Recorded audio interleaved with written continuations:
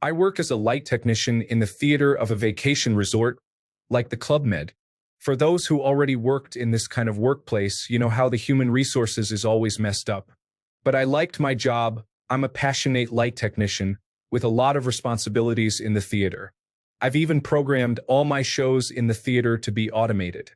I can launch the whole show, light, sound, and video on the big screen, all sync human resourcesanized, with just one press on one button. It took me so much nights to set it up, but my manager, 30F, she's a nightmare, a dragon. She's in charge of all the events and all the animation team. She was an ancient choreographer, and she loves to shine in detriment of our team. She terrorized every employee she worked with, even me. She screams, she yells at people, she harassed them, and she harassed me. But she never had problems because she knows what ass to lick between the other managers.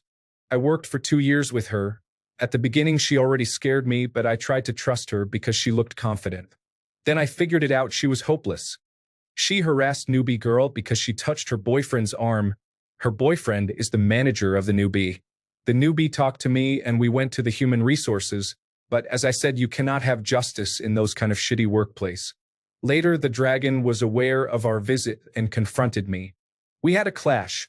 I said I found this unfair. She, in 2 years of loyal service, never declared any of my extra hours, plus 4H/day. I figured it out, managers have a bonus if their team don't do much extra hours. Shitty workplace mentality. She tried as usual to scream, to scared me, but I stood strong.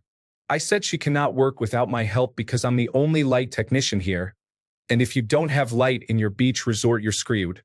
So guess what she did? She fired me.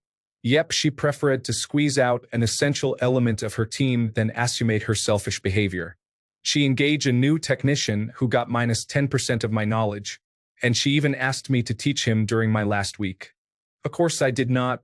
I ignored him for my last week. During that week, I had the time to think about a revenge. I've mentioned previously about how I've managed the technical part of the shows. All automated, press one button and everything roll out. I thought about just deleted all the program and let the new technician struggle for the rest of the season. But no, it's the dragon I wanted to humiliate when she will be at the top of her shininess.